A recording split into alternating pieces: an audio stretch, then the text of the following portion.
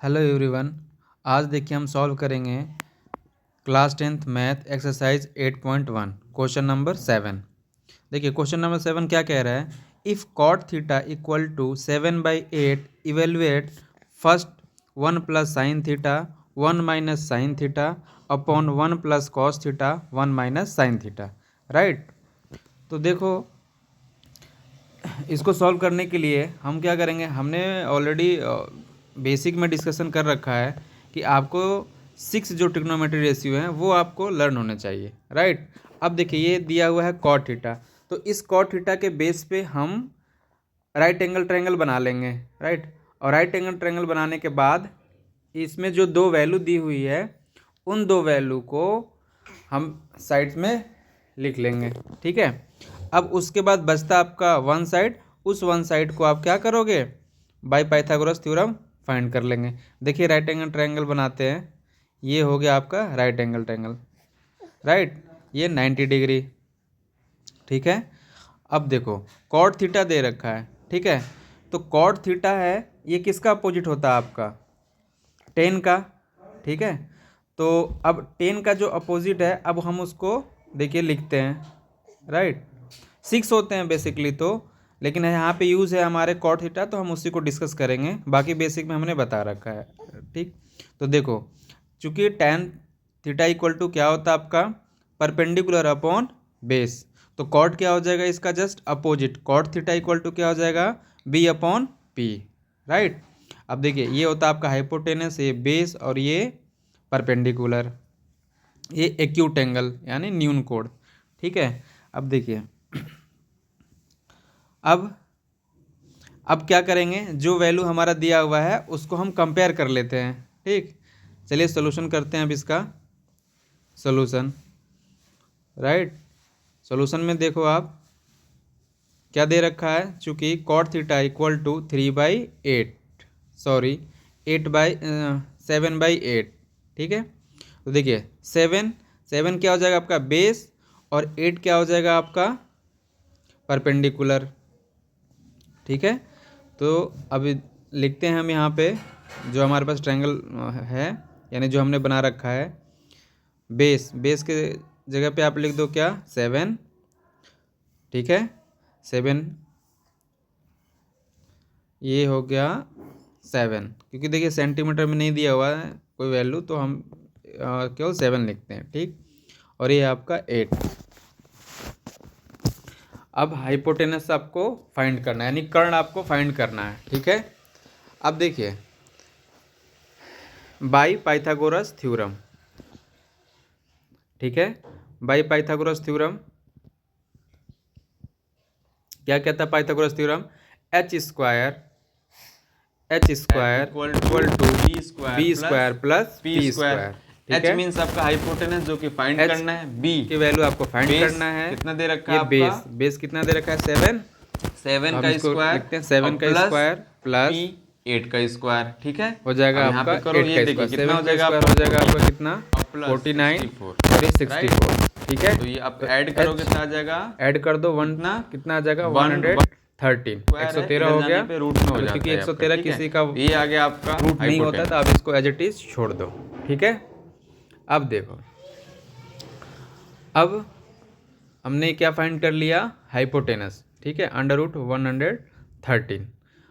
अब जो first part है अब हम उसको सॉल्व करते हैं, क्यों, क्योंकि हमारे तीनों साइड फाइंड हो चुके हैं।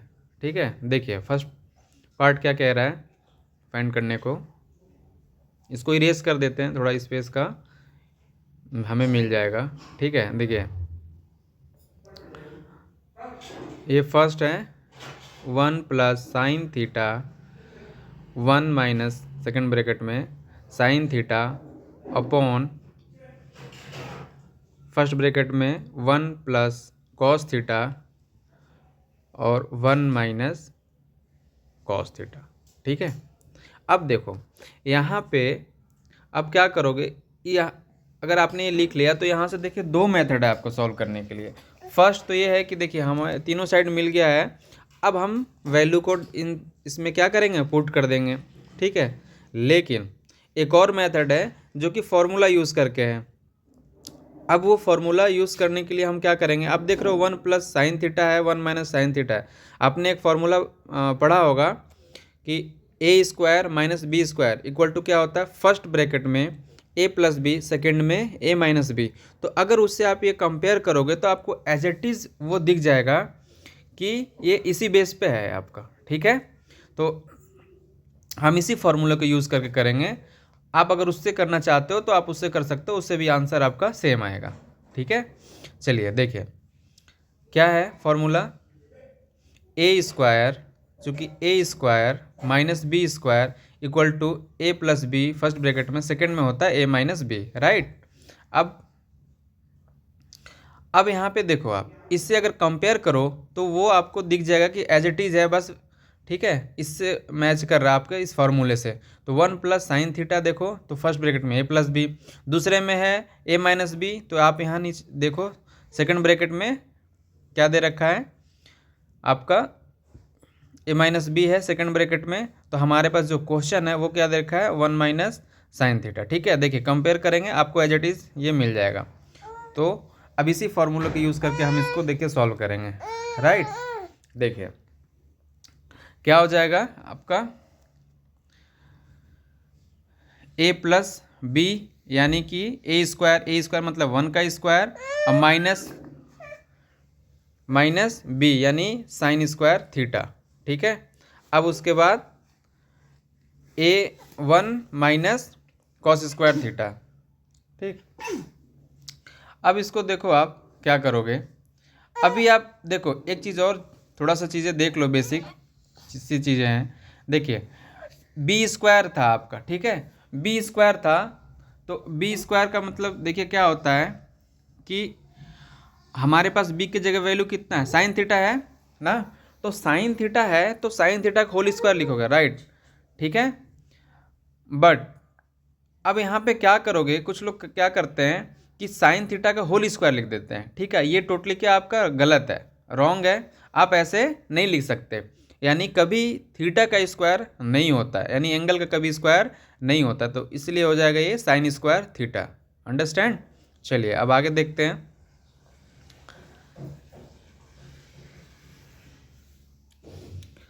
तो क्या आ गया आपका, 1 का स्क्वायर 1 और साइन स्क्वायर थीटा की जो वैल्यू है साइन थीटा मतलब क्या, परपेंडिकुलर अपन हाइपोटेनस। तो परपेंडिकुलर कितना है आपका 8, और हाइपोटेनस कितना है √113, ठीक है, का होल स्क्वायर, ठीक, अपॉन, देखिए इक्वल का भी वैल्यू है ना, इक्वल अगर आप ऊपर नीचे लिख देते हो तो उसका मीनिंग चेंज होता है, इसलिए ध्यान रखना है आपको, इक्वल भी लगाते समय ध्यान रखना है, ठीक है। अब देखिए 1 माइनस क्या हो जाएगा आपका, कॉस स्क्वायर थीटा, यानी कॉस क्या होता है, बेस अपॉन हाइपोटेनस, यानी 7/113, ठीक है, अंडर रूट में होल स्क्वायर हो गया ये। अब इसका आप होल स्क्वायर को ओपन कर दो, कितना, 8 का स्क्वायर 64, और वो 113 का 113, अंडर रूट यहाँ से हट जाएगा। देखिए इक्वल को भी आपको अच्छे जगह प्लेस करना है, ठीक है, यानी लिखना है 49 हो गया 7 का स्क्वायर, और ये हो गया 113, राइट। अब एलसीएम लेके आप इसको सॉल्व कर दो। क्या करोगे, देखिए एलसीएम आपने लिया 113, तो ये हो जाएगा आपका 1 का 113 माइनस 64 अपॉन क्या हो जाएगा, अगेन 113 माइनस क्या 49 अपॉन 113, ये हो गया। और ये 113 क्या हो जाएगा, कैंसिल आउट हो जाएगा। अब इसको सब्ट्रैक्ट कर दो, 113 माइनस 64, तो कितना आ जाएगा, 13 में से 4 गया तो आपका आ जाएगा 9, और ये हो गया आपका 4, राइट। अब ये 13 में से 9 गया तो क्या बचेगा आपका 4, और ये हो गया आपका 60, ठीक है। तो ये हो जाएगा 60, ये हो गया आपका आंसर, अंडरस्टैंड। तो ये देखिए था आपका, ठीक है, ये देखिए आपका हो गया बेसिकली, ठीक है, ये आंसर आ गया। अब देखो इसमें ज़्यादा कुछ नहीं था, आपको एक बार फिर से रिपीट कर दे रहा हूँ मैं, यानी रिवीजन करा दे रहा हूँ कि जो भी वैल्यू दी रहेगी ना, उससे आपको दो साइड को आइडेंटिफाई करना है राइट एंगल ट्रायंगल के लिए, राइट। अब जब आप आइडेंटिफाई कर दोगे तो दो ही दे रखा है, 1 आपको क्या करना पड़ेगा, फाइंड करना पड़ेगा। और वो फाइंड कैसे होगा, बाय पाइथागोरस थ्योरम, ठीक है। और उसे फाइंड करके आप तीनों साइड फाइंड हो जाएंगे, बाकी जो भी क्वेश्चन का पार्ट होगा उसमें हम वैल्यू को पुट कर देंगे और सॉल्व करते चले जाएंगे। ठीक है।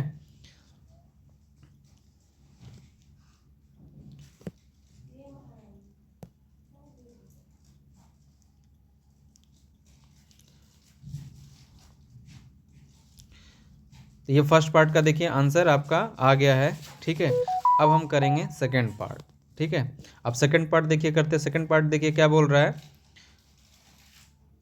कि कॉट स्क्वायर थीटा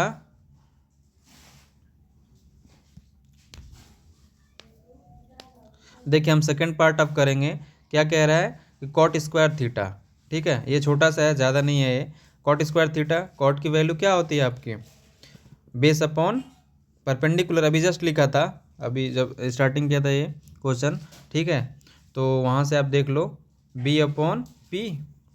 ठीक, बी अपॉन पी होता है। चलो इस बी को, बी अपॉन पी को, चलो इधर साइड में आपको दिखा दे रहा हूँ। ठीक है। बी अपॉन पी, ठीक है,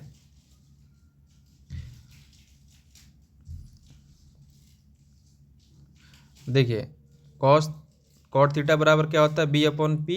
अब इसको आप यहाँ पे पुट कर दो। बी कितना है आपका 7 और परपेंडिकुलर कितना आपका 8, यानी 49/64। 8 का स्क्वायर कितना होता है 64। ठीक है। ये है दोनों पार्ट का सोल्यूशन। ये दोनों पार्ट का सोल्यूशन है। ठीक है। आई होप ये आपको क्लियर हो गया होगा। Thank you.